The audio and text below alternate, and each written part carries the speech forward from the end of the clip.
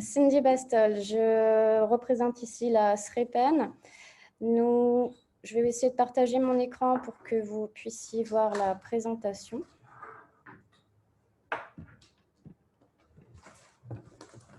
Voilà. Donc, je présente la SREPEN. La SREPEN, c'est une association qui étudie la nature et l'environnement à La Réunion depuis une cinquantaine d'années. Et on travaille sur un certain nombre de projets sur l'île avec un certain nombre de partenaires, dont la Plamédome. Donc, depuis 2019, nous travaillons sur un projet qui s'appelle P2C3E et dont l'intérêt est de faire de la lutte contre des espèces exotiques envahissantes dans les hauts de l'île afin de protéger le cœur de parc. Donc, l'un de nos partenaires, c'est la Plamédome et c'est pour cette raison que nous organisons ensemble la conférence de ce jour. Je vais vous présenter très rapidement le projet sur lequel nous travaillons ensemble. Et donc, il s'agit d'un projet avec des partenaires qui sont situés dans le sud à Golléo, dans le nord à Sainte-Marie et à La Possession. Donc, on est avec l'association GHAP, la Plamédome, Tifanal, la mairie de La Possession, l'association Merveille à Saint-François et l'ONF. C'est un projet qui est financé par le conseil départemental. Tu arrives à partager ? Par le conseil départemental et qui dure jusqu'à décembre 2022 pour faire de la lutte sur le terrain ainsi que de la sensibilisation auprès du grand public, des jeunes, des emplois verts et des personnes qui sont déjà sensibilisées. Donc l'idée, c'était de défricher 5 hectares dans les hauts de l'île avec ses partenaires en organisant notamment des chantiers participatifs avec les adhérents ou bien le grand public en fonction des conditions sanitaires. La SREPEN va aussi mettre en place une formation pour ces emplois verts et pour le grand public. Donc, l'idée, c'est de favoriser la connaissance du milieu naturel, du parc national, du bien inscrit, de permettre à ces personnes de reconnaître un certain nombre d'espèces indigènes et endémiques, mais aussi des espèces exotiques et de leur transmettre les méthodes les plus efficaces selon nos experts et nos associations pour lutter contre ces espèces exotiques envahissantes. Donc voilà. En termes d'avancement, on a été un peu retardé à cause de la crise Covid. On a pas mal avancé sur le sud avec Golléo. On a défriché à peu près 2000 m² et replanté 600 plants selon un protocole qui a été validé par le parc national et un protocole qu'ils ont mis en place depuis plusieurs années de récolte de sauvageons sur le massif de Golléo et de replantation sur place. Donc, à l'heure de 2020, nous avions dépensé environ 12 000 € sur ce projet. Il nous reste environ 70 000 € à mettre en place. Donc voilà, ça c'est pour la... Tu peux mettre en plein écran, s'il te plaît. Ça te permettrait. Ou je ne sais pas si c'est Stéphane ou toi, mais si tu mets en plein écran. C'est bon comme ça? Voilà, et tu enlèves le petit truc à droite. Et tu peux encore augmenter, mais c'est bon. C'est bon? Déjà, c'est pas mal. Voilà. Parce qu'on va faire toute la conférence en petit. Et je pense que ton écran, tu vas pouvoir le mettre en. Voilà. Voilà, donc ça c'était pour les grandes lignes du projet. Cette année, nous avons un certain nombre de chantiers qui vont être organisés au niveau de Mamod-Camp pour faire de la lutte, au niveau d'Odan avec l'association Tifanal et toujours à Golléo avec l'association GAP. Ce seront des chantiers participatifs pour certains et d'autres qui seront menés essentiellement avec le personnel emploi vert de ces associations. Mais vous pouvez rester connecté sur le site de la SREPEN, le Facebook de la SREPEN et aussi avec nos partenaires tels que la Plamédome pour participer à ces actions. Normalement, nous aurons un chantier fin du mois de septembre à Dodane et aussi à Mamod-Camp. Voilà pour la SREPEN. Je vous remercie. Est-ce qu'il y a des questions?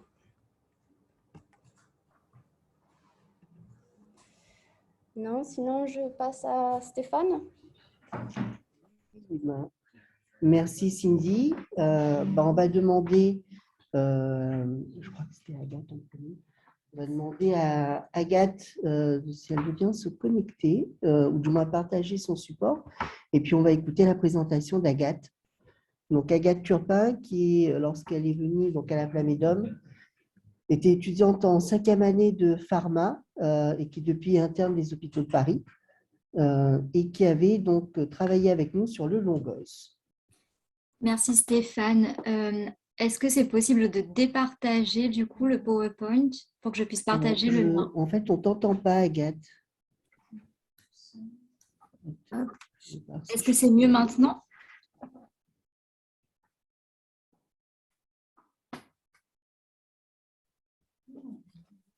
C'est Zoom? C'est Zoom? Oui. C'est Zoom? C'est celui-là le lien? Alors. Oui, bien sûr que c'est celui-là. C'est ça.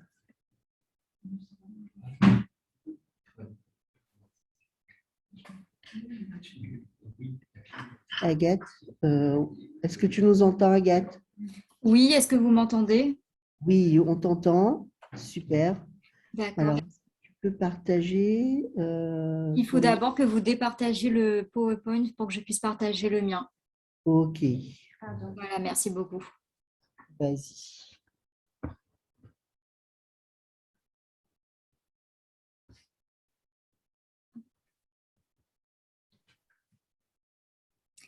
Est-ce que c'est bon pour vous pour le partage d'écran? Oui, on voit. Parfait. Écoutez, je vous remercie pour cette présentation. Effectivement, je m'appelle Agathe Turpin et actuellement, je suis interne des hôpitaux de Paris et je me spécialise dans tout ce qui est innovation pharmaceutique et recherche. Donc, j'ai eu l'occasion de travailler pour un stage de recherche avec l'Aplamédum et nous avions travaillé sur une espèce qui s'appelle Edicium gardneranium, dont je vais vous faire une brève introduction aujourd'hui. Alors, pourquoi parler de cette plante dans le cadre de cette conférence sur les espèces exotiques envahissantes? Ce qu'il faut savoir, premièrement, sur cette espèce, c'est qu'elle fait partie des espèces les plus envahissantes selon l'Union internationale pour la conservation de la nature qui a établi une liste des 100 espèces exotiques les plus envahissantes dans le monde. Donc, Edicium gardneranium, qui fait partie de la famille des Ingibéracées, est aussi appelé à l'île de la Réunion le longose à fleurs jaunes. Il faut savoir qu'il existe plusieurs types de longose. Je vous ai mis deux types d'images. En bas à droite, vous pouvez voir les fleurs de longose et à gauche, les fruits de longose. Donc, cette plante, qui est une plante herbacée rhizomateuse, est originaire de l'Himalaya, du nord de l'Inde, du Népal, et elle a été introduite à l'île de la Réunion dans les années 1820. Premièrement, elle a été introduite dans un but ornemental et c'était aussi une plante utilisée pour la réalisation de parfums. Je vous ai mis quelques images qui représentent les différentes parties de cette plante. Comme vous pouvez le voir à gauche, c'est une plante donc rhizomateuse. Ce rhizome, pour avoir un ordre d'idée, fait à peu près 20 à 30 cm. Au milieu, vous voyez le fruit de la plante et à droite, la fleur de la plante. Donc, ce qu'il faut savoir avec cette plante, c'est qu'elle va réaliser des réseaux très denses au niveau de ses racines et c'est pour ça en particulier qu'il va être difficile de s'en débarrasser lorsqu'on va vouloir l'arracher. C'est une plante qui fait à peu près 1 à 3 mètres de haut. Elle a de longues feuilles qui s'étalent environ sur 20 à 30 cm et son inflorescence est plutôt floribonde. Plusieurs actions de lutte ont été entreprises à La Réunion. Comme on l'a souligné tout à l'heure, il y a eu des chantiers qui ont été mis en place, des chantiers longoses, notamment des chantiers participatifs.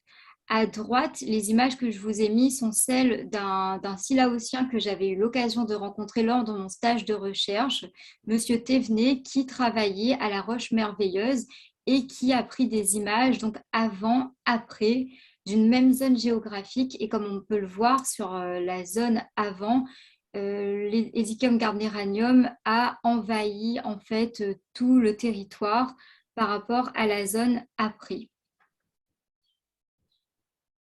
Donc l'ONF a réalisé plusieurs fiches pour essayer de proposer des solutions de lutte contre cette plante avec des solutions qui ont été proposées comme l'arrachage des rhizomes, l'arrachage au pic. Mais ce qu'il faut savoir, c'est que c'est une plante qui a une capacité de réinfestation après lutte qui est très élevée. Pourquoi est-ce que c'est important de s'y intéresser? Parce que c'est une plante qui va prendre la place des espèces endémiques locales, notamment à l'île de la Réunion. Donc, comme on a pu le voir, c'est une plante donc, qui est envahissante et qui pose problème dans son éradication. Donc, pourquoi s'intéresser à cette plante et comment trouver un intérêt pour l'utilisation de cette plante?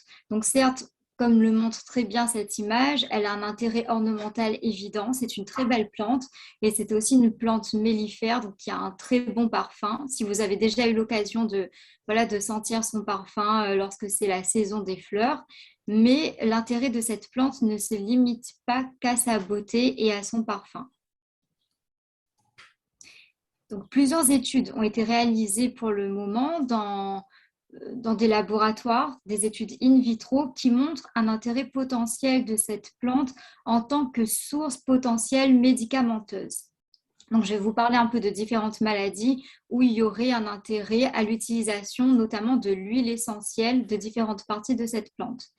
Donc, dans la maladie d'Alzheimer, des études ont montré que l'huile essentielle des feuilles de longueuse servirait à l'inhibition de l'acétylcholinestérase, qui rentre en jeu dans les mécanismes de développement de la maladie d'Alzheimer.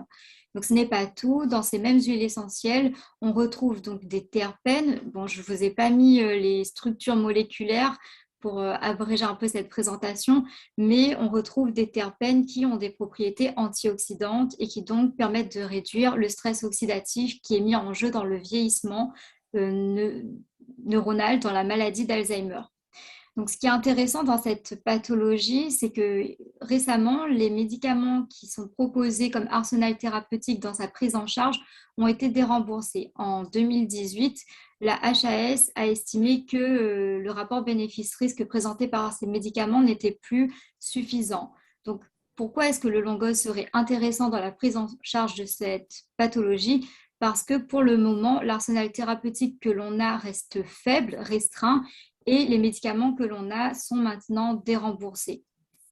D'autant plus, les traitements qui sont pour le moment mis en place dans le traitement de cette maladie présentent des effets indésirables qui sont conséquents pour les patients, notamment des effets indésirables gastro-intestinaux, et l'utilisation de l'huile essentielle d'une source naturelle comme le longose pourrait pallier à ces effets indésirables. Donc, secondement, on a trouvé une activité antimicrobienne à l'huile essentielle de feuilles de longose, notamment sur Staphylococcus aureus et Staphylococcus epidermis. Donc, ça a été des études qui ont été réalisées par méthode de diffusion sur gélose. Enfin, et pas des moindres, une activité antitumorale est supposée à l'huile essentielle du rhizome du longose, et notamment par la présence, encore une fois, de monoterpènes et de sesquiterpènes. Donc, l'huile essentielle de rhizome de longose, il faut savoir qu'elle contient à peu près 137 composants chimiques, dont un composant qui s'appelle la vilosine et qui aurait un intérêt dans la prise en charge du cancer du poumon à petites cellules humaines. Encore une fois, il s'agit d'une pathologie où l'arsenal thérapeutique pour le moment est restreint et où une nouvelle source médicamenteuse trouverait tout son intérêt. Donc, pendant mon stage de recherche à la Plamédome, j'ai eu l'occasion de faire une enquête ethnobotanique auprès de tisaneurs reconnus de l'île de la Réunion. Et le but de cette enquête était de trouver des sources potentielles, des intérêts potentiels à l'utilisation de cette plante. Donc, comme nous l'avons vu, cette plante a un intérêt ornemental, c'est aussi une plante à parfum, mais d'autres pistes ont été soulevées par les tisaneurs que j'ai pu interroger.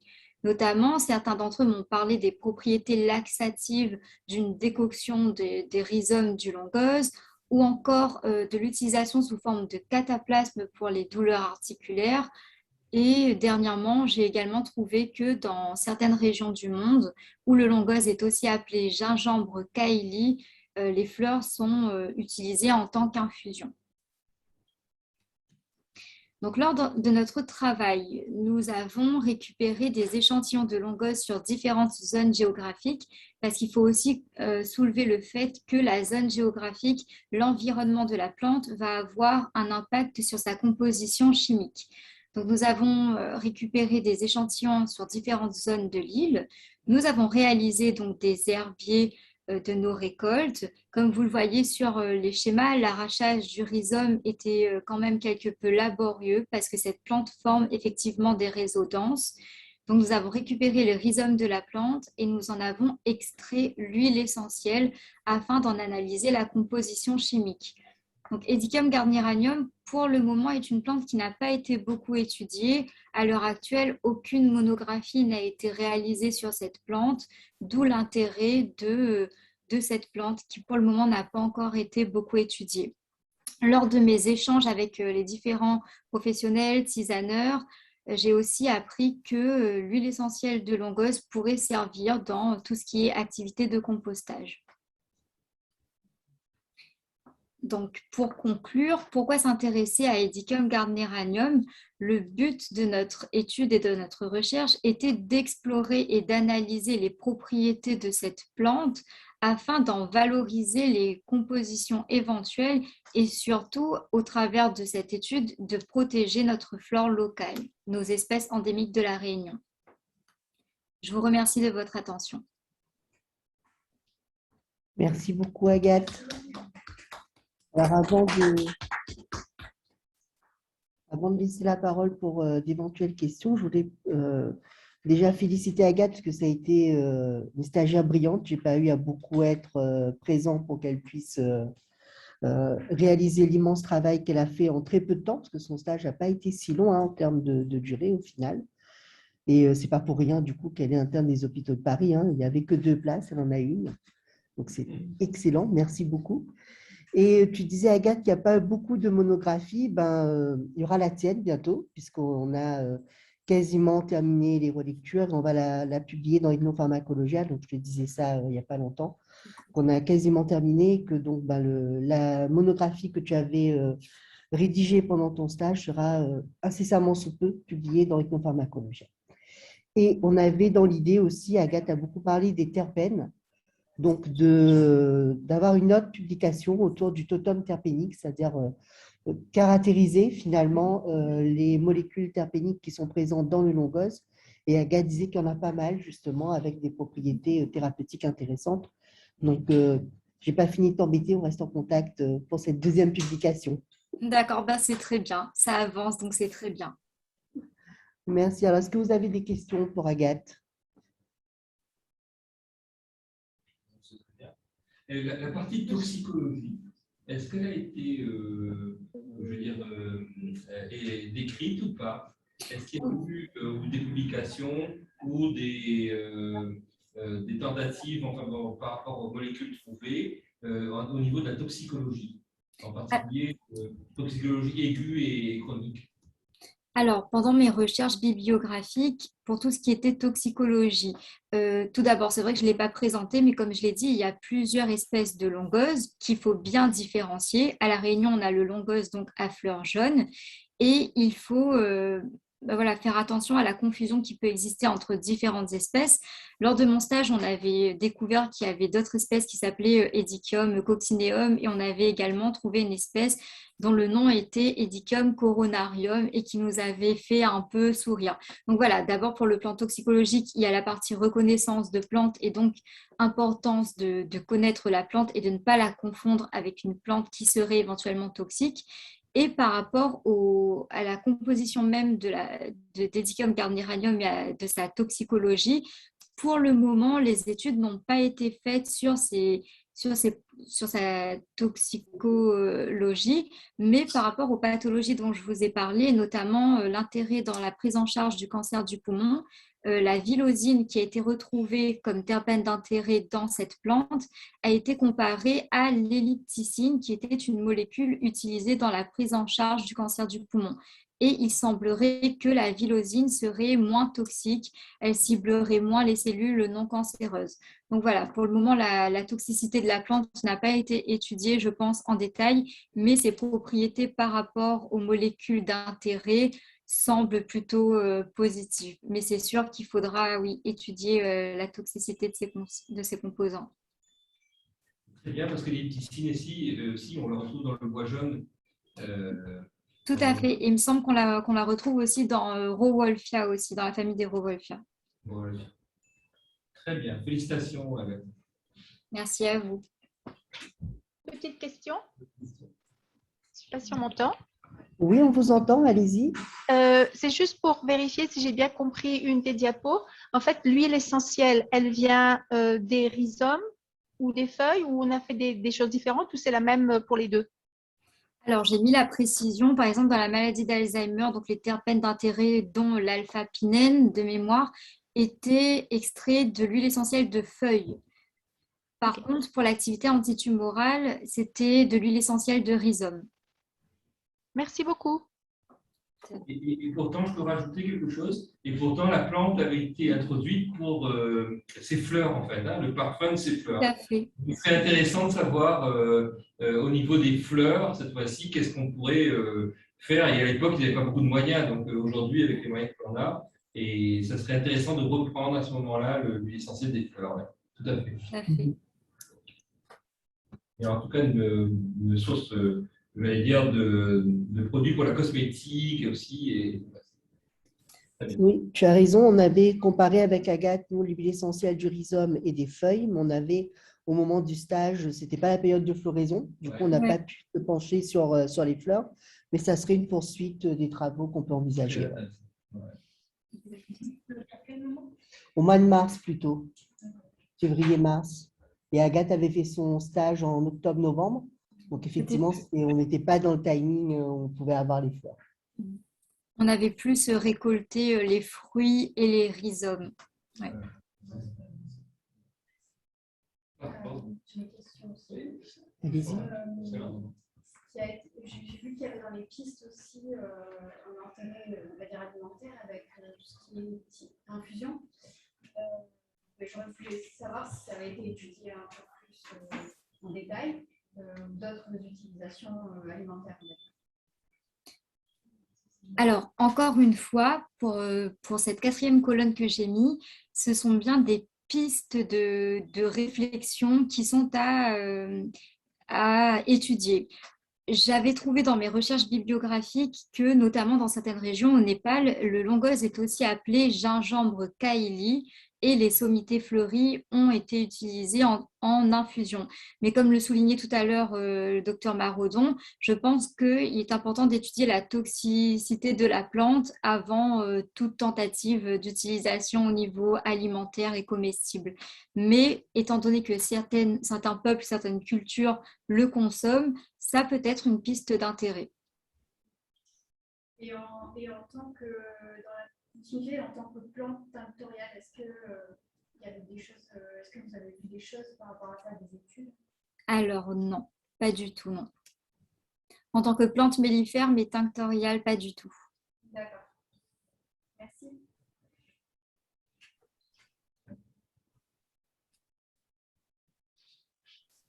Merci beaucoup. Alors, on pourra continuer à discuter avec Agathe dans les échanges qui vont suivre après.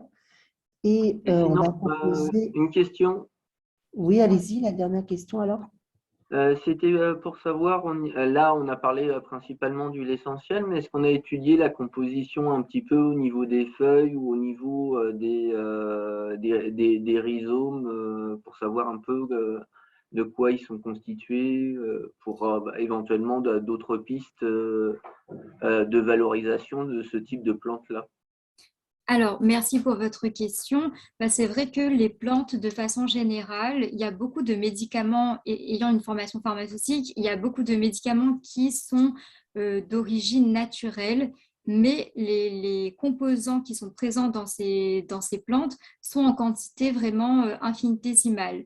C'est pour ça qu'en général, on procède à une extraction d'huile essentielle qui permet de concentrer ces constituants, et notamment nous lors de la réalisation de nos extractions, le rendement qu'on avait d'huile essentielle était finalement très faible. Pour des kilos de rhizome, on va obtenir 1 millilitre d'huile essentielle. Après, on avait aussi obtenu du macérat, de l'hydrolat, du coup, d'huile de longueuse qui serait intéressant à analyser. C'est vrai que dans les retours que j'ai pu avoir des tisaneurs, il y avait des utilisations par cataplasme. Donc, éventuellement, oui, ça pourrait être utilisé sous une forme autre que l'huile essentielle. Mais je pense que pour concentrer les composants, il faut passer par l'étape extraction d'huile essentielle afin au moins de caractériser les constituants de la plante. J'espère que je réponds à votre question. En partie, mais je pensais à des utilisations pas forcément médicales ou pharmacologiques. Par exemple, savoir un peu la teneur en cellulose au niveau des feuilles de longose. Pourquoi? Tout simplement parce que au niveau de la chaloupe, il y a un éleveur qui fait pâturer ses bovins pour manger les longoses en complément de fourrage quand il y a un peu de pénurie. Mais après, s'il y a une forte teneur en cellulose du fait de l'aspect un peu quand même assez rigide et épais des feuilles, pourquoi pas éventuellement envisager une piste d'utilisation type papier ou autre, voir au niveau des rhizomes si au niveau des composants, par exemple teneur en amidon ou si c'est comestible, pourquoi pas en apport un petit peu énergétique en fonction de la composition au niveau alimentaire pour les animaux, ou tout simplement une valorisation. On fait bien des bioplastiques à partir d'amidon de pommes de terre. Donc, essayer de voir un petit peu d'autres pistes, pas uniquement sur l'huile essentielle. Tout à fait, votre remarque est très pertinente et j'avais eu des échos lors de mes enquêtes aussi de pistes d'utilisation dans le compostage. Donc oui, ça serait des pistes à explorer aussi pour valoriser cette plante, effectivement. Je ne l'ai pas redit dans la conclusion, mais le paradoxe du longueuse, c'est que d'un côté, c'est une espèce exotique envahissante donc qui prend beaucoup de place et on ne sait pas comment s'en débarrasser. Mais de l'autre côté, elle semble avoir des intérêts aussi bien pharmacologiques que, comme vous le dites, peut-être alimentaires ou autres. Et c'est là justement qu'intervient notre travail de recherche pour essayer de valoriser cette plante qui, pour le moment, nous encombre, je dirais. Merci beaucoup. Bien sûr, oui, dans la continuité de ce qui vient d'être dit, c'est Léo. Merci Agathe encore une fois. Je n'ai pas pu malheureusement assister à toute la présentation, mais j'en ai eu quelques échos là. Et dans la continuité de ce qui vient de se dire, au-delà de notre question concernant l'alimentation humaine, qui va venir bien évidemment dans une autre étape, alors, en termes de possibilités, là, On n'entend pas très bien, excusez-moi. Je sais pas. Oui, Agathe, oui, je disais que dans le cadre de l'économie circulaire, en particulier sur à la fois les matériaux biosourcés pour le département, pour la région, mais également tout ce qui est emballage, éco-emballage, etc., notamment pour les barquettes, etc. Est-ce que tu penses qu'il y aurait aussi, alors on extrapole bien évidemment, mais il y aurait aussi une possibilité éventuellement? Merci. Puisqu'on travaille sur un projet de 60 hectares sur la Sinor et on est preneur de toutes ces recherches que vous faites. Merci. Merci à vous.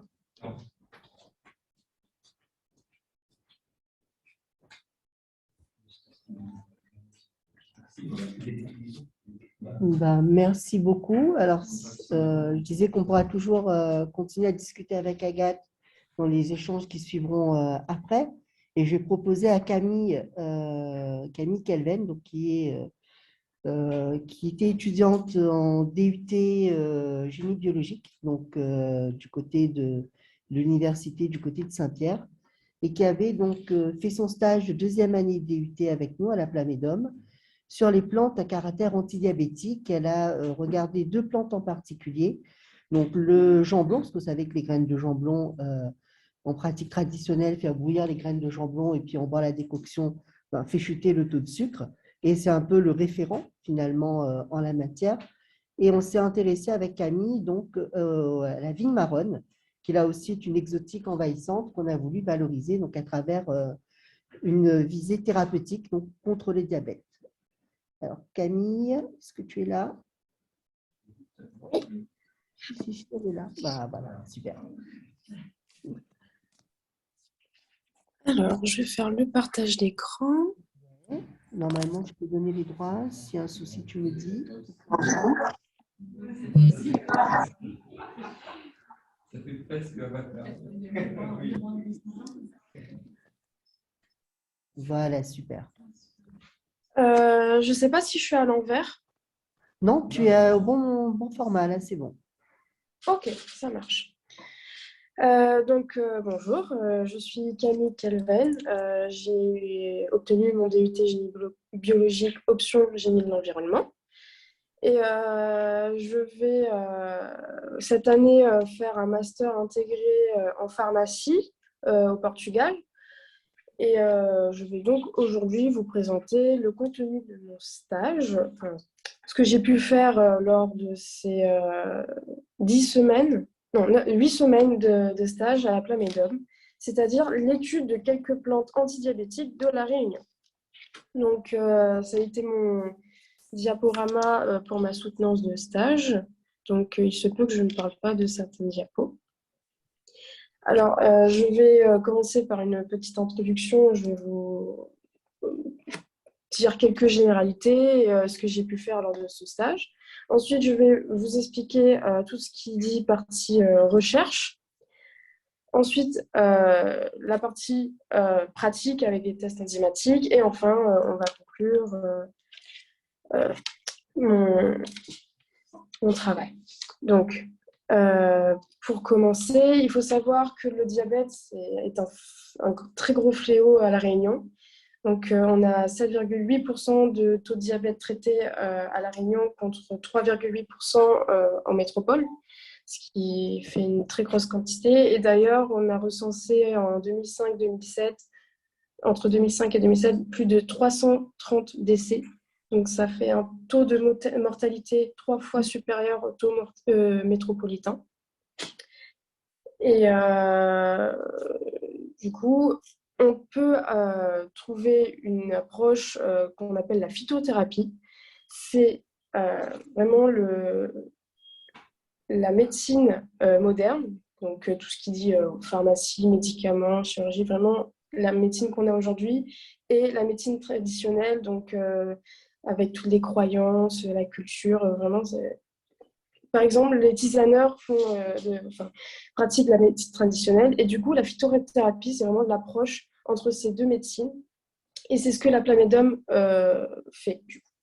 Donc, pourquoi je vous parle de la phytothérapie parce que dans le monde, on a recensé 200 plantes contre le diabète, donc 44% des plantes à La Réunion.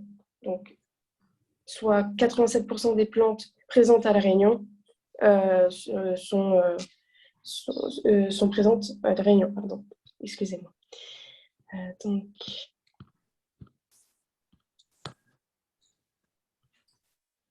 ce qui revient à ma problématique, quelles sont les plantes de la Réunion utilisées traditionnellement ayant des propriétés antidiabétiques?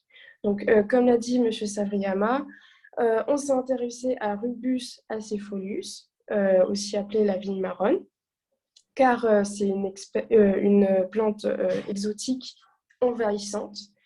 Et étant donné qu'elle est envahissante, il y a eu des études par le CIRAD pour l'éradiquer, mais la Plamédome a eu l'idée de la valoriser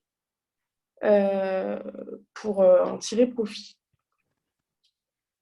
Donc, la vigne marrogne, pour valoriser la vigne marrogne, j'ai eu 2 objectifs.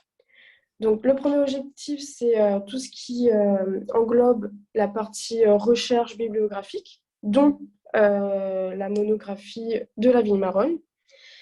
Et mon second objectif a été les tests enzymatiques de la vigne marronne et le jambon, comme le jambon a été notre référent pour ces tests, sur l'inhibition de l'alpha-amylase et l'alpha-glucosidase.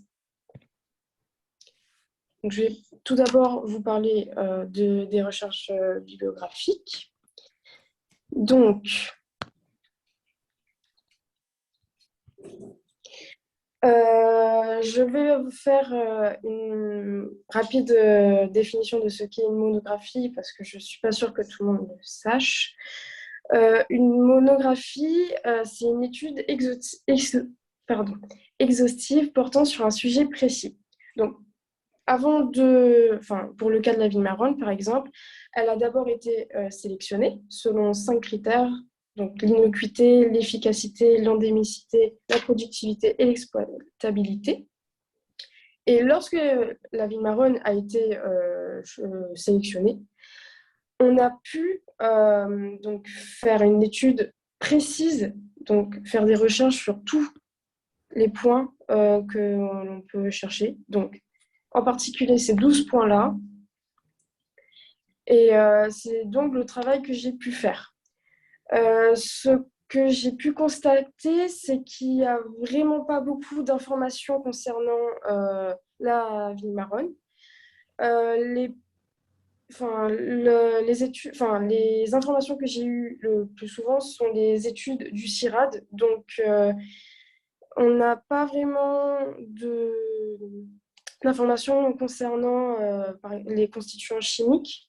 Le plus souvent, on a des informations sur l'expertise botanique. Donc, par exemple, la vigne marronne, elle vient de l'Asie du Sud-Est, plus particulièrement de la Thaïlande. Et elle a été importée tout d'abord à Madagascar, puis à La Réunion, Maurice, etc. Donc, la vigne marronne a été, la monographie de la vigne marronne a été faite sur des recherches de thèse. Donc, j'ai pu chercher sur Google Scholar et des livres qui concernent de la base de données de la Plamedum. Et cette monographie va potentiellement être publiée à Ethnopharmacologia. Donc maintenant, je vais passer au test enzymatique. Donc, avant d'effectuer ces tests, on a dû extraire les molécules des plantes. Donc, on a fait une extraction aqueuse.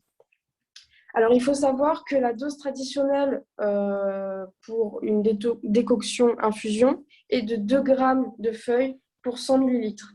Mais pour nos tests, on a décidé d'avoir une concentration un peu plus élevée pour avoir de meilleurs résultats. Donc, on a décidé d'avoir 10 grammes de feuilles pour 100 millilitres d'eau pour la vigne marronne et pour le Jean blanc, 8 grammes de poudre pour 100 millilitres d'eau, parce que la poudre est un peu plus dense que l'extrait des feuilles. Donc, pour la vigne marronne, on a fait une décoction pendant 10 minutes et pour le Jean blanc, une décoction de 10 minutes et une infusion de 20 minutes. Alors, pourquoi ces temps la décoction,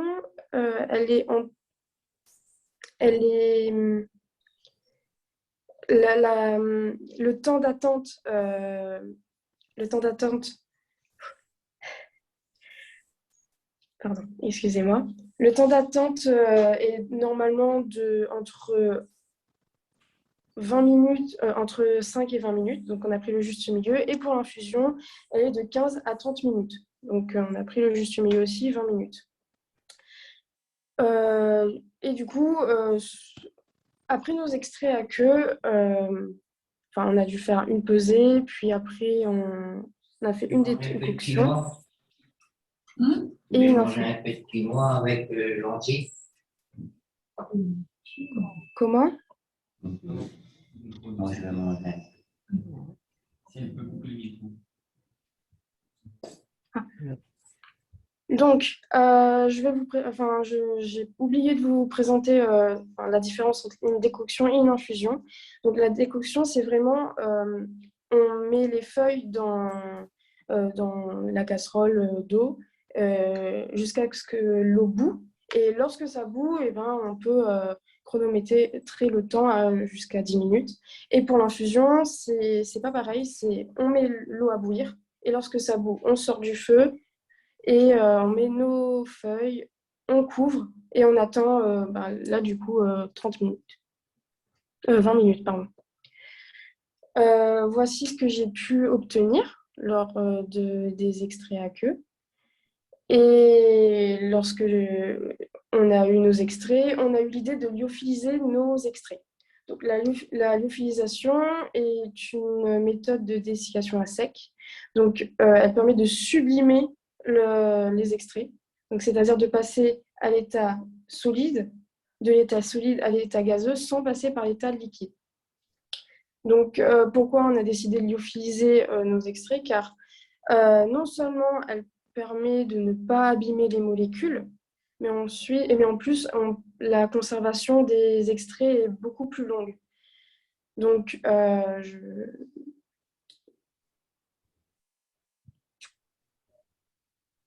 voici ce que j'ai pu avoir lors de la lyophilisation. On obtient une espèce de poudre pas très dense, justement. Et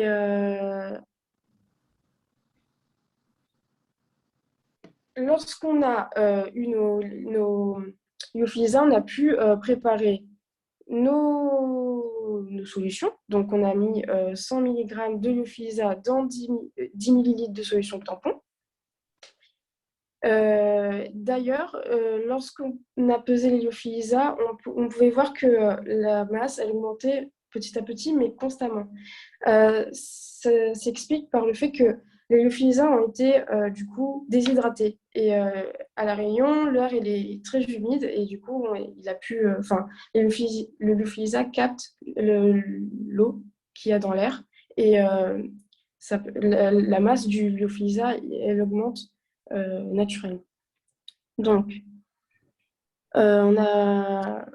après avoir fait nos concentrations nos extraits et la solution tampon, je vais vous expliquer un peu les tests en question. Donc, je vais commencer par le test de l'inhibition de l'alpha-amylase. Donc, l'alpha-amylase, qu'est-ce que c'est? C'est une hydrolyse de l'amidon pour en faire un sucre réducteur qui est appelé le maltose. Donc, voici la formule. Donc, de l'amidon plus de l'amylase plus de l'eau nous forme du coup du maltose, donc du D-glucopyranosyl alpha 1,4-D-glucopyranose, donc le maltose, de l'amylase et de l'H2O. Donc, pour quantifier le maltose, on va utiliser la méthode DNS, qui va agir comme un indicateur coloré. Il va agir du jaune jusqu'au rouge-brun. Et ce changement de couleur est proportionnel à la quantité de sucre réducteur. Donc, plus la couleur est rouge, et plus il y a de sucre réducteur, donc de maltose. Et donc, pour faire mon test, on a fait d'abord une gamme étalon de maltose, puis on a fait notre gamme d'acarbose, puis de vine-marrogne et ensuite de jean blanc. L'acarbose parce que c'est un médicament antidiabétique, c'est une molécule qu'on utilise beaucoup. Alors, on obtient donc cela.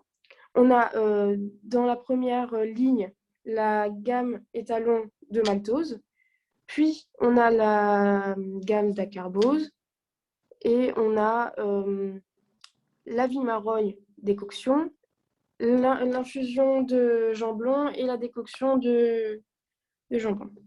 Donc, voici les concentrations que j'ai pu, les volumes, pardon, de ce que j'ai pu mettre dans chaque puits d'une microplaquette. Et ensuite, voici ce qu'on a eu comme résultat. Donc, on ne voit pas d'inhibition de l'alpha-amylase. On voit vraiment que les courbes augmentent. Et on voit aussi que on voit l'inhibition de la carbose, mais elle a été faite trop rapidement. Du coup, on n'a pas pu voir l'évolution. Ça passe vraiment d'un point à un autre. Donc,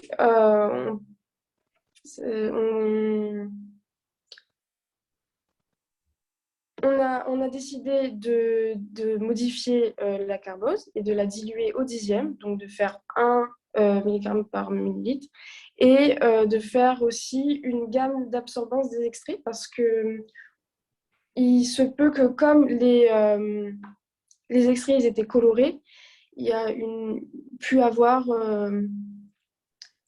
ça a pu fausser les résultats en fait. Donc après avoir fait notre gamme, enfin au moins l'absorbance des extraits, on a des valeurs négatives, donc inexploitables. Donc lorsqu'on a refait la deuxième fois le test, on a juste gardé nos résultats sans les absorbances. Et pareil, on peut voir que il n'y a pas d'inhibition, les courbes augmentent. Et voilà. Donc, je vais maintenant vous parler du test alpha-glucosidase. Donc, l'alpha-glucosidase coupe la liaison 1,4 pour former un pénitrophénol et un glucose. Donc, et d'ailleurs, l'alpha-glucosidase dégrade les sucres complexes. Donc, elle permet aussi du coup de digérer le glucose. Bref. Du coup, la libération du P-nitrophénol va agir comme un indicateur coloré. Lorsqu'il deviendra jaune, cela indiquera que il aura coupé de glucosides pour faire du glucose. Donc, on a ce résultat-là. Donc, la première ligne, c'est de la carbose, puis on a notre vigne marrogne, puis le jambon décoction infusion. Donc, voici les volumes que j'ai pu mettre dans les différentes cavités de la microplaquette. Et enfin, voici les résultats. Donc, pour le premier test, pareil que pour l'alpha-amylase, on ne voit pas d'inhibition. On voit vraiment que les courbes, elles croissent. Pardon. Donc, pareil, on a modifié la carbone et on a ajouté une gamme d'absorbance des extraits. Et du coup, ça revient au même lors de du deuxième test. On voit que les courbes augmentent. Et... Oups. Mais cela ne veut pas dire forcément que il n'y a pas de propriété antidiabétique. En fait, comme on voit aussi que le jambon augmente, enfin, il n'y a pas d'inhibition des deux enzymes pour le jambon, alors qu'on sait qu'il est antidiabétique, c'est juste qu'il est très probable qu'il y ait un autre mode d'action que les enzymes. Donc, ça, c'est pour l'herbier. Tac. Alors, non. Pour conclure, on a vu qu'il n'y a pas d'activité enzymatique, enfin, d'inhibition des enzymes pour le jambon et la vigne marrogne, mais ça ne veut pas dire qu'il n'y a pas de propriété antidiabétique, c'est juste qu'il y a un autre mode d'action. Et pour cela, on va faire des tests complémentaires ultérieurement pour vérifier justement les propriétés antidiabétiques. Donc, il est normalement prévu de faire un test, une expérimentation sur des poissons, donc les zebrafish.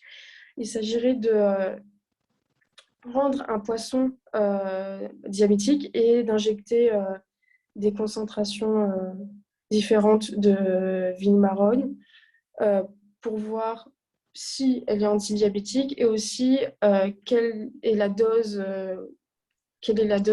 qui peut être dangereuse ou voire mortelle, etc. Merci de votre attention. J'espère que j'ai été assez claire. Et si vous avez des questions, n'hésitez pas. Merci beaucoup, Camille.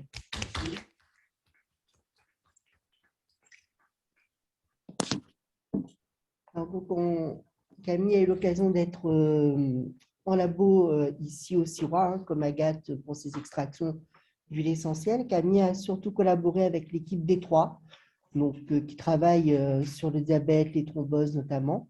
Et je remercie donc Olivier Maillac et Christine Robert da Silva qui avaient permis cette collaboration et qui avaient assisté Camille dans ses manipulations autour des enzymes.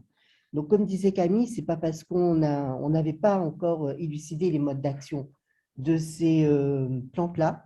Donc, ce que Camille a pu démontrer, c'est que ça n'est pas un blocage par de l'activité enzymatique, en tout cas, et qu'il faudra continuer à chercher parmi les autres voies, quel est le mode d'action antidiabétique de ces plantes-là. Mais en tout cas, on a mis en évidence que ça n'est pas l'inhibition des enzymes.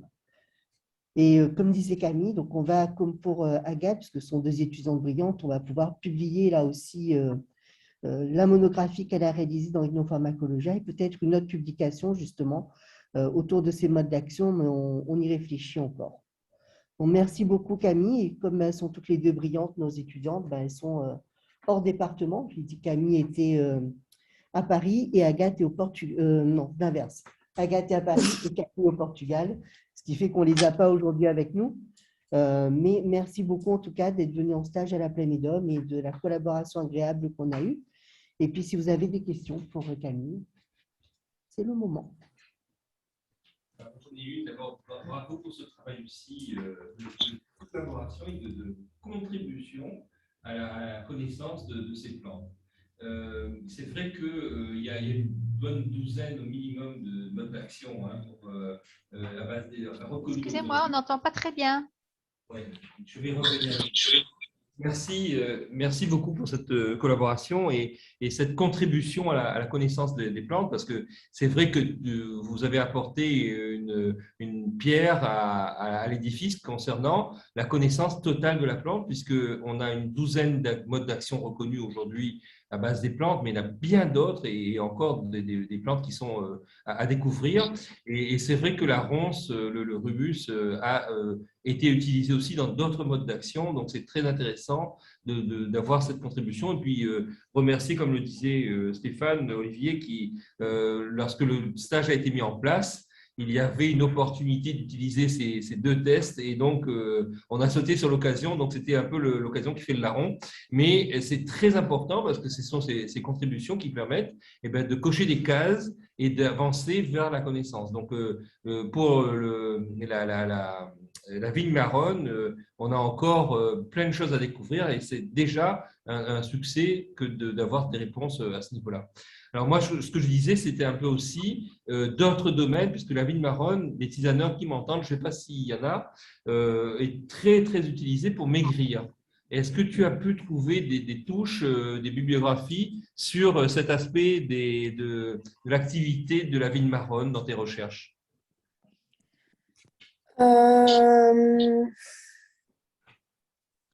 Je crois avoir vu ça quelque part, mais j'ai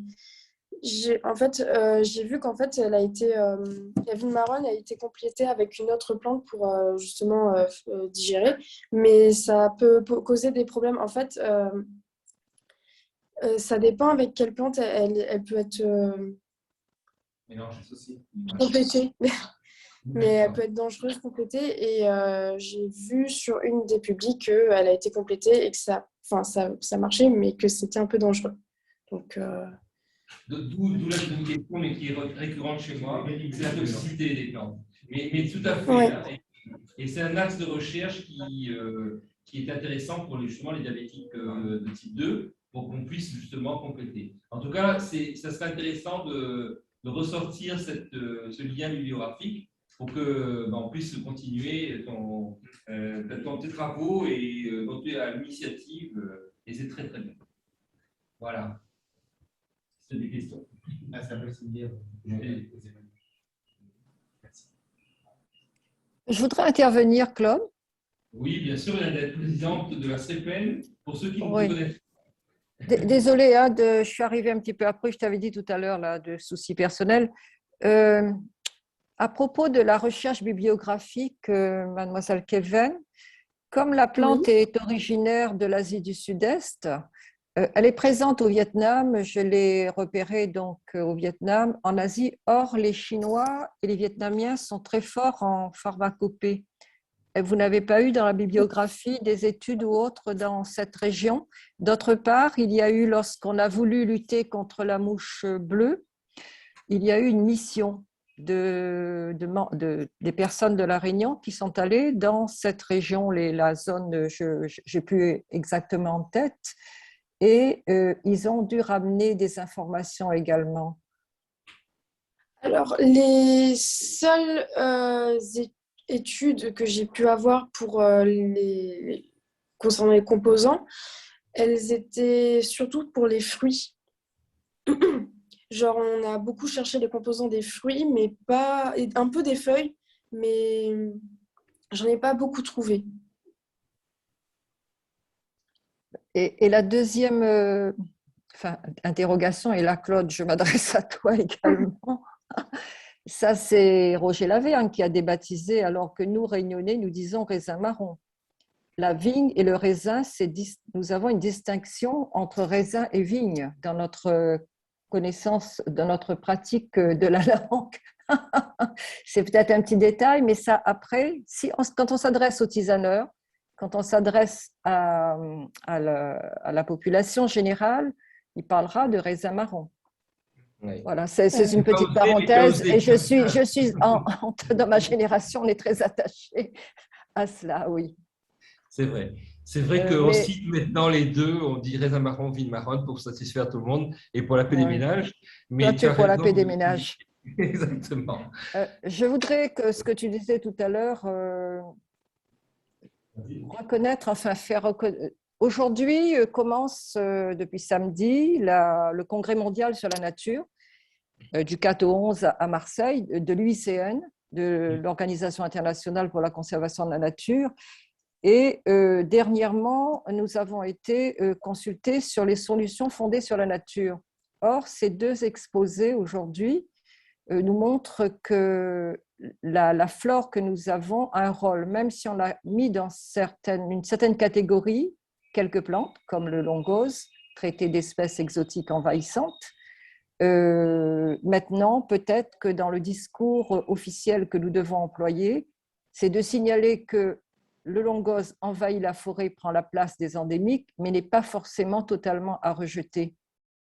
Je crois que sinon, il y aura encore pendant longtemps, on va encore avoir une seule vision de la plante et on va reculer dans la recherche qui a été soulevée tout à l'heure sur d'autres usages.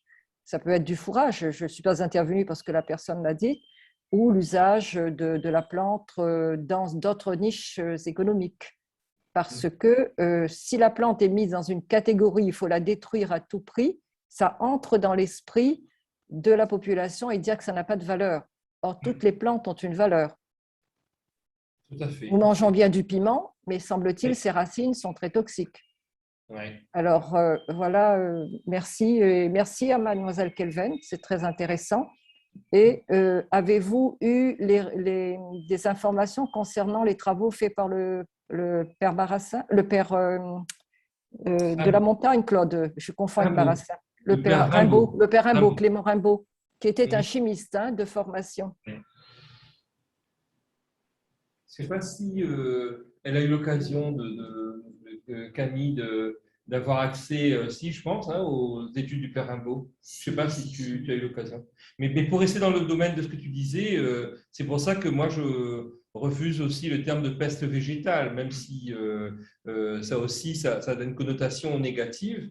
Une espèce envahissante peut être contrôlée, et puis l'exemple du goyavier en est un. On ne peut pas aujourd'hui économiquement se passer du goyavier, mais il faut le contrôler et il faut le manager comme une autre culture, tout simplement. Ouais.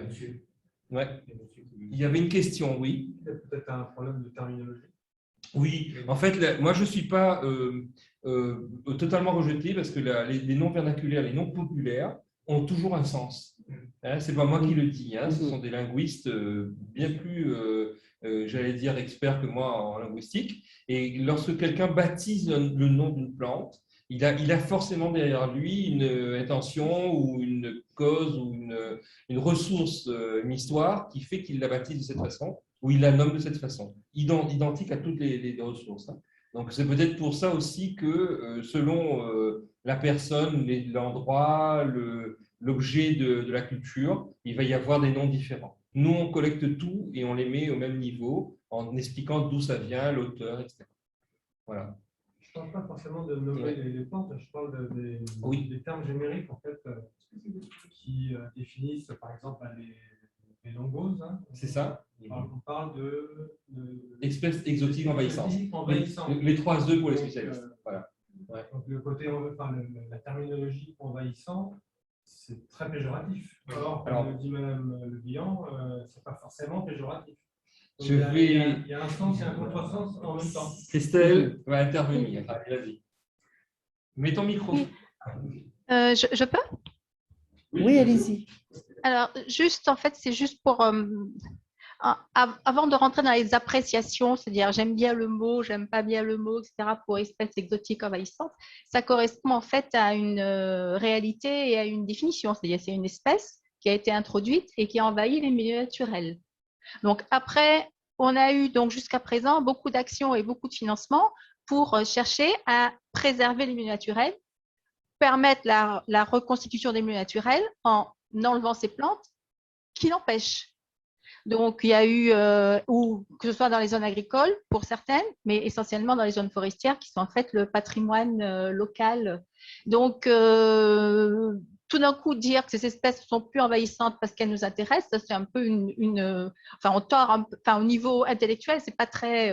ce sont des espèces exotiques envahissantes. Alors maintenant, soit on arrive à ne plus les rendre envahissantes ou à les maîtriser et à ce moment-là, on change la terminologie, mais c'est pas juste… Enfin, comment dire ? Il ne faut pas tordre le raisonnement intellectuel, quoi. En fait, il y a des actions de lutte contre ces espèces, dans le milieu naturel en particulier, parce qu'elles sont exotiques envahissantes.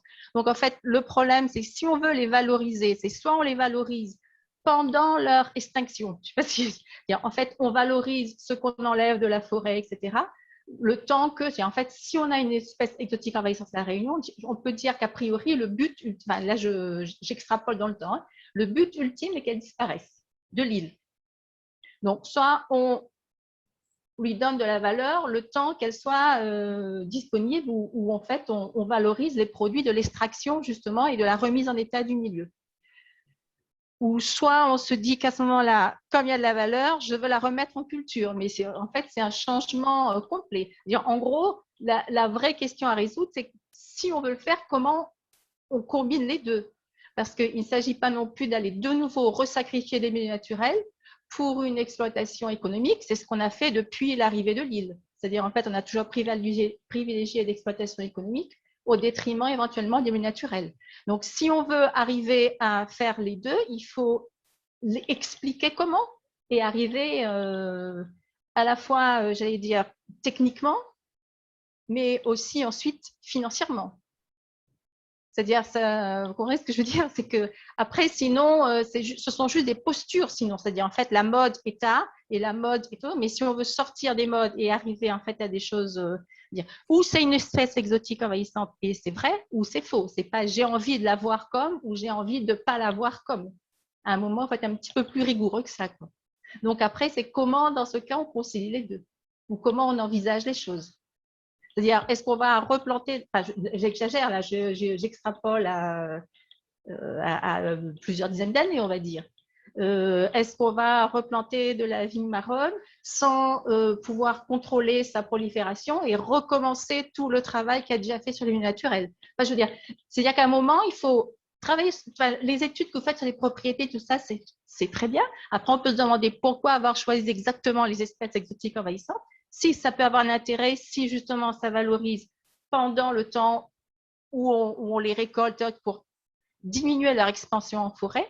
Mais après, il faut voir comment ces choses-là, enfin là, c'est une question plus de technique et de comment on fait pour qu'un avantage ne tue pas les milieux naturels? Enfin, je veux dire, comment on concilie les deux? C'est une vraie question.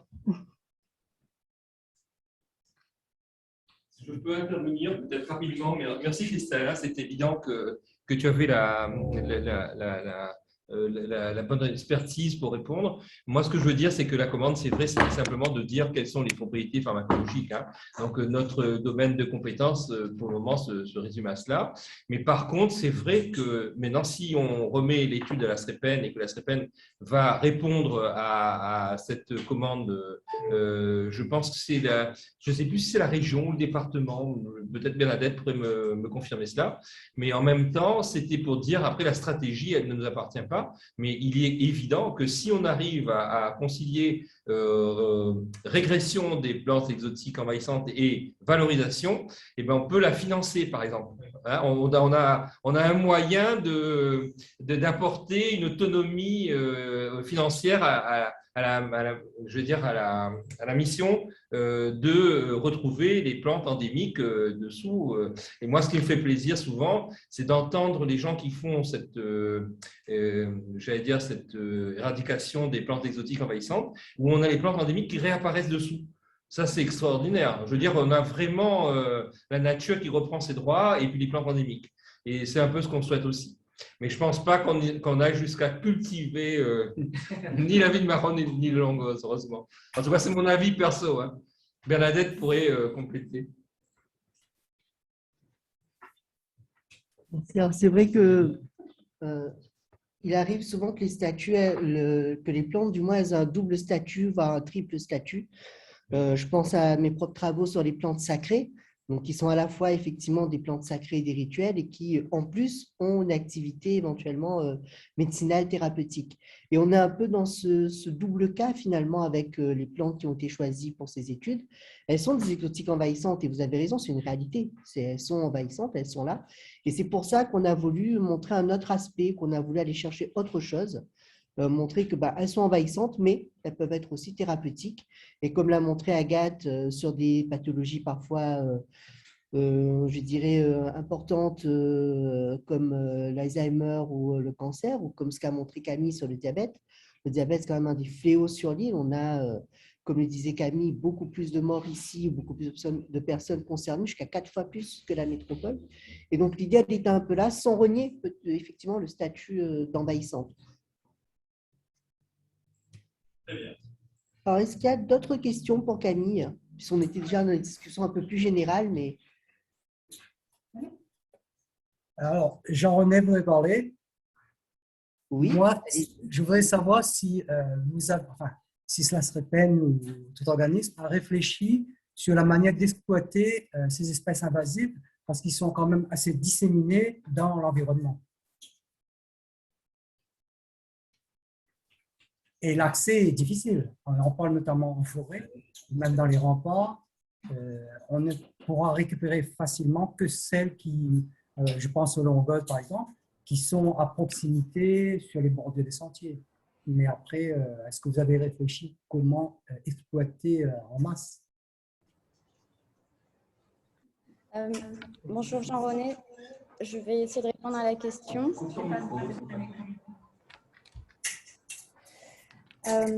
Donc là, pour ce projet sur lequel on travaille en ce moment, la mission principale, c'est de faire de la lutte. Donc, je ne sais pas si tu me vois. Excuse-moi. Donc, la mission principale sur ce projet, c'est effectivement de faire de la lutte avec des partenaires répartis sur l'ensemble du territoire, de façon en fait à sensibiliser la population et les jeunes à la problématique et aux menaces qu'entraînent les exotiques envahissantes sur le territoire. Donc, le choix a été fait principalement ici de travailler sur les aspects de sensibilisation.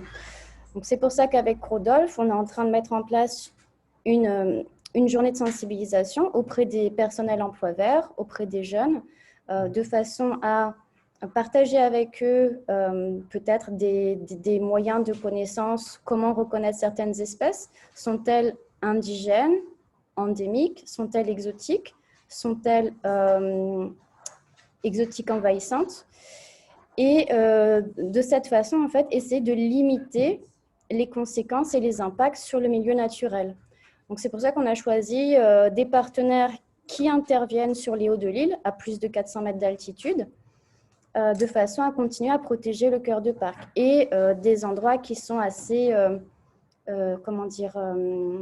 importants par rapport au patrimoine naturel de La Réunion, comme Mamotcan, dans les Hauts du Brûlé, donc c'est port de parc naturel, si tu veux. Donc ensuite, au niveau des voies de valorisation, je pense que c'est des sujets et des thématiques qu'il faudra continuer à explorer dans une suite potentielle pour ces initiatives. J'espère que je réponds à ta question. Et j'ai une question pour d'autres plantes aussi dans le collimateur en termes de... Dans les autres exotiques, on va dire, ça en a pas mal encore. Hein. Qu'est-ce que vous faites justement quand elles ne sont pas forcément d'intérêt? Ah, quand il n'y a pas de voie de valorisation, tu veux dire? Là, comme je disais, à l'heure actuelle, on fait principalement de la lutte, si tu veux. De la lutte, de la remise en andin et on utilise les déchets verts, entre guillemets, comme du paillage. Donc à broyer, à éliminer. Donc, pour l'instant, on n'a pas de circuit fermé pour valoriser les espèces sur lesquelles on lutte à l'heure actuelle. Donc, on est preneur si vous avez des solutions ou des idées à partager. N'hésitez pas à venir vers moi. Le problème des exotiques, par exemple, c'est que même dans le paillage, elles repartent. Certaines repartent dans le paillage. Ouais. Je reviens sur ce que Christelle Payette mentionnait tout à l'heure. C'est vrai que là, on est sur un petit projet de 2 ans avec quelques partenaires répartis sur l'île. Mais je peux témoigner que la lutte est difficile. Donc, sur le terrain, 2 heures de lutte, on arrive à enlever avec 14 bénévoles 100 mètres carrés de lianes rouges, par exemple. Donc, c'est extrêmement chronophage, fastidieux et coûteux. Donc, je reviens sur ce que Christelle disait en me disant qu'il faut faire très attention à la classification des espèces et surtout à leur dissémination, parce qu'une fois qu'une espèce est à La Réunion, elle peut être disséminée par beaucoup de moyens, que ce soit l'homme, que ce soit les oiseaux, le vent, ou bien nos chaussures. Quand on va marcher dans la nature, je vais au volcan, je marche sur de l'agent et je reviens ensuite au maille d'eau, je peux le disperser. Donc, c'est quelque chose auquel il faut faire très attention quand même. Après, il y a des voies de valorisation, effectivement, et je trouve ça magnifique, le travail que la Plamédome a fait avec toutes ces recherches. Donc, merci beaucoup de nous avoir accueillis ici pour cette conférence. Et je repasse peut-être à Claude ou à Stéphane pour la suite. Stéphane, peut-être, d'autres questions, peut-être aussi, hein, de la coordination.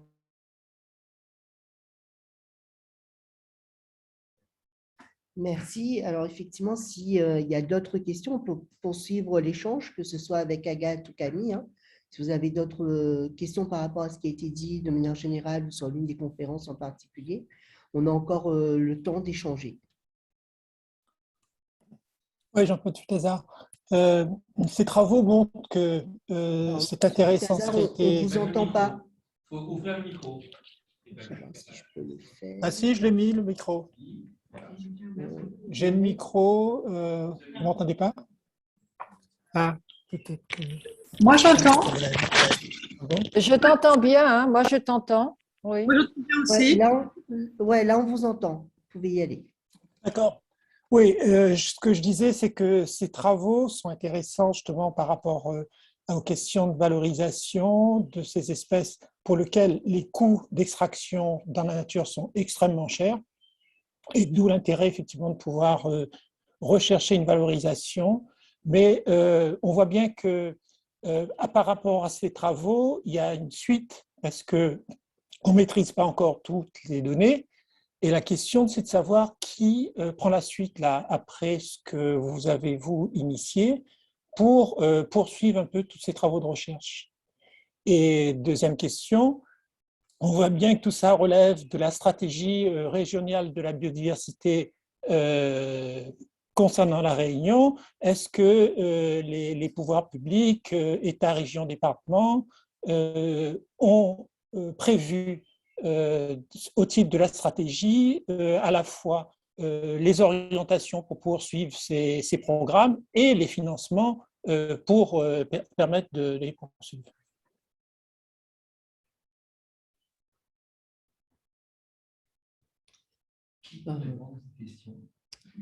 Question très difficile. C'était commandé l'étude?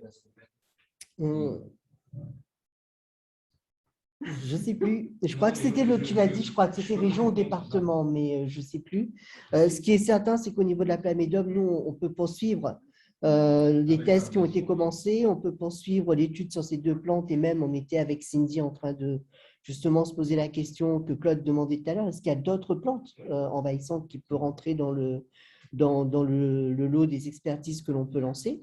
Donc, nous, en tout cas, au niveau de la Plamédome, on est prêt à continuer. Maintenant, effectivement, il faut qu'on étaye un petit peu notre partenariat, qu'on revoie effectivement peut-être qui avait passé cette commande et qu'est-ce qui est attendu.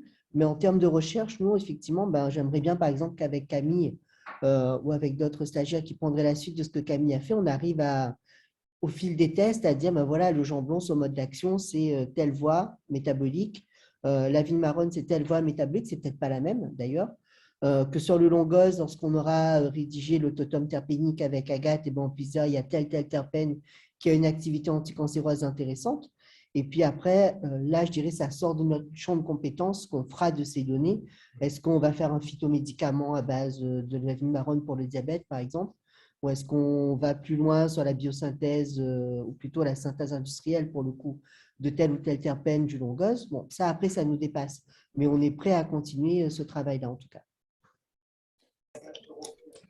Mais en fait, c'est que vos travaux sont intégrés auprès de la région, du département et de l'État, au titre, effectivement, tout ce que je disais tout à l'heure, de la stratégie régionale de biodiversité, et que peut-être qu'effectivement, l'outil qui nous manque aujourd'hui, l'ARRB, pourra prévoir effectivement les moyens financiers pour permettre à ces programmes de se poursuivre et de permettre de déboucher sur des résultats tangibles et qui valoriseraient concrètement ces projets pour le bien de tout le monde et pour la santé de toute la population.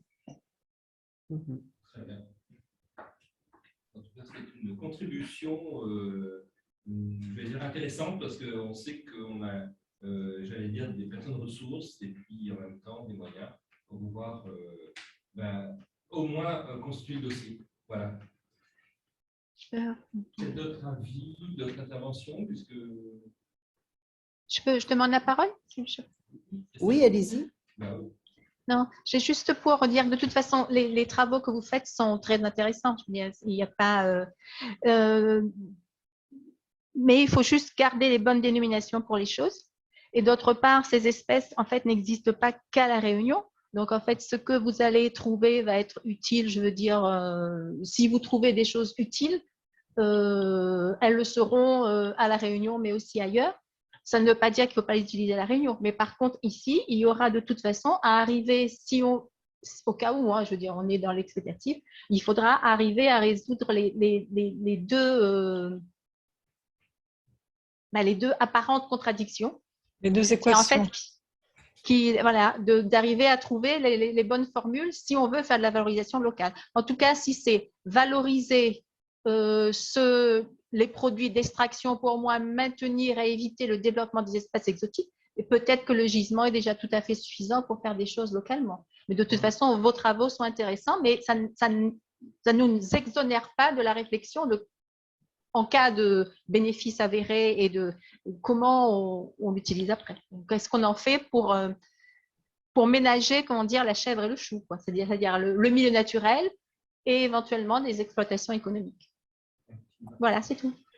Si, mais c'est peux dire un mot parce aussi? que justement, excuse-moi 2 secondes, pour compléter, mais en même temps, en effet, quel est le potentiel j'allais dire, est-ce qu'il y a une évaluation de la masse végétale de ces espèces exotiques envahissantes? Parce que je pense que là-dessus, on ne s'est même pas posé la question, parce que c'est évident que la ressource ne va pas se tarir demain matin, donc on a une longueur d'avance. Mais en même temps, j'en profite pour pouvoir promouvoir notre marque collective Herbage Pays à Plamédome, puisque c'est vrai que nous travaillons à mettre en place, et nous avons mis en place plutôt, une marque collective dont on pourrait peut-être montrer le logo, si tu sais faire, Stéphane, qui permet de garantir aux consommateurs l'origine Réunion. Donc, pour cela, il n'y a pas de souci. On sait que ce sera forcément une plante envahissante exotique de la Réunion. Mais la deuxième chose, c'est qu'elle est issue de, j'allais dire, de l'agriculture bio. En tout cas, elle est exempte de pesticides, insecticides. Et la personne qui va le cueillir nous garantit que son usage sera tout sécure en termes de valorisation. Mais c'est vrai aussi que nous avons le souci santé publique, nous, à la Plamédome, et voir si ça correspond à une demande. Or, dans ce domaine des deux plantes qui ont été citées, il y a des valorisations intéressantes. En tout cas, il y a des consommateurs qui sont prêts à l'acheter pour pouvoir faire non seulement avancer l'usage local, la connaissance des plantes intéressantes et traditionnelles, et du coup permettre de résoudre ce problème de plantes exotiques envahissantes. Alors, comme conclusion, peut-être que Stéphane a trouvé la solution. Je vais vous montrer la petite vidéo qui va durer 10 secondes, rassurez-vous, que vous n'avez peut-être pas vue à la télé, et qui parle de cette marque collective. Donc, si tout le monde est bien branché, on va le voir. Il faut que tu partages ton écran. Il faut que je partage. Attends. Alors, il faut partager l'écran. Je vais essayer de faire ça, mais je ne vais pas trouver. Le problème, c'est que je après, ne trouve pas. Ouais. Juste desktop et après ouvrir le truc. Il faut se partager en bas à droite. Voilà. Et puis. Voilà, et là, c'est ouvrir le. En bas à droite. Et là, je vais ouvrir la vidéo. Hop. Voilà. OK. Est-ce que tout le monde voit? Ouais. J'espère. Oui, c'est bon. Herbage Pays, le label qui œuvre pour préserver et promouvoir les plantes médicinales de la Réunion, vous présente la météo. Voilà. Alors, ce n'est pas la météo. Mais presque. Mais du coup, vous avez pu voir le logo en exclusivité, parce que je crois que c'est la première fois qu'on en parle de façon quasi officielle, sauf si vous l'avez vu à la télé. Voilà. Et aux adhérents. Et aux adhérents, bien sûr. Voilà. Donc, toujours dans l'idée de valorisation, on a mis en place cette marque collective parce que il y avait un besoin de garantie, un besoin de savoir ce que l'on a comme plante dans le petit sachet et des effets éventuellement garantis par la plante en question. Et donc, on a mis en place ce petit label qu'on pourra, j'allais dire, décerner à ceux qui entrent dans ce cahier des charges et qui peuvent garantir l'origine, notamment origine Réunion, et l'identification précise de la plante notamment. Voilà, parfait. Exactement. Bon, pour ne pas être très long, je vais demander à Bernadette si elle peut conclure. Et puis, oui, nous allons profiter de la présence de quelques personnes aussi rares pour un petit mot que j'ai amené. Je suis désolé pour ceux qui sont en vision. C'est juste. Voilà, je donne la parole à Bernadette. Merci Claude sur ces invitations subites. La Plamédome fait un travail remarquable. Hein. J'ai eu l'occasion d'accompagner votre président sur le terrain. Il est résistant hein, et accepte toute situation alors que d'autres n'auraient pas accepté. C'est le côté convivial de sa présence, Claude. C'est à travers ces deux présentations, ce que j'ai pu retenir, c'est que nous avons là l'occasion, grâce à Savriyama, hein, qui sert de tuteur pour la recherche, de mettre en lumière de nouvelles, des solutions fondées sur la nature, grâce à l'intervention donc de Rachel et de Madame Kelven, mais également de mettre en avant nos jeunes talents, parce que c'est ce que disait Christelle tout à l'heure sur cette politique qui était orientée vers l'élimination des espèces exotiques envahissantes. C'est vrai que d'autres personnes avaient songé à dire il faut quand même valoriser toutes ces fleurs. On aurait pu les exporter vers l'Arabie Saoudite ou autre, où il fait chaud, où les gens ont besoin de fleurs. Mais nous avons également à mettre en avant une priorité, c'est-à-dire la préservation des zones de forte naturalité, ce qui nous reste dans le domaine forestier et qu'il faut mettre absolument en préservation. Mais à côté de cela, ne pas négliger ce qu'on peut retirer de la flore et des produits phytopharmaceutiques, hein, puisque notre santé est importante.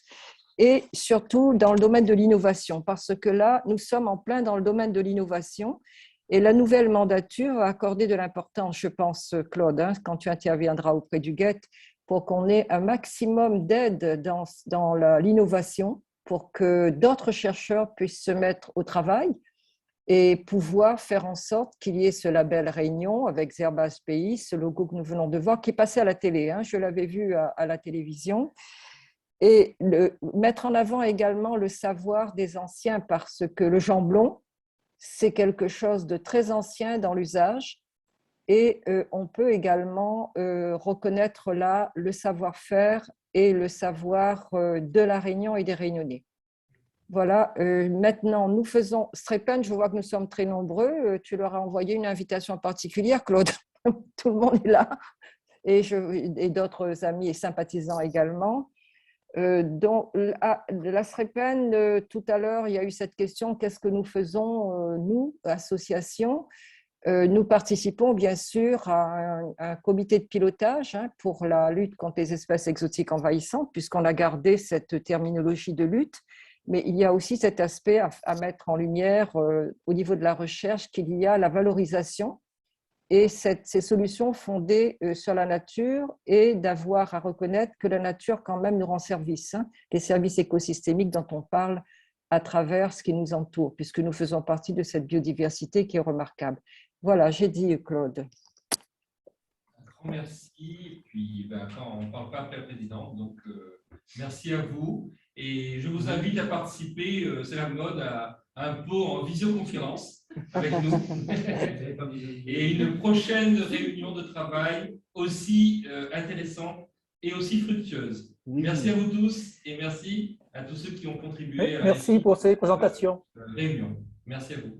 Merci tout le monde. Merci Séverine et Cindy de la semaine, hein, pour l'organisation.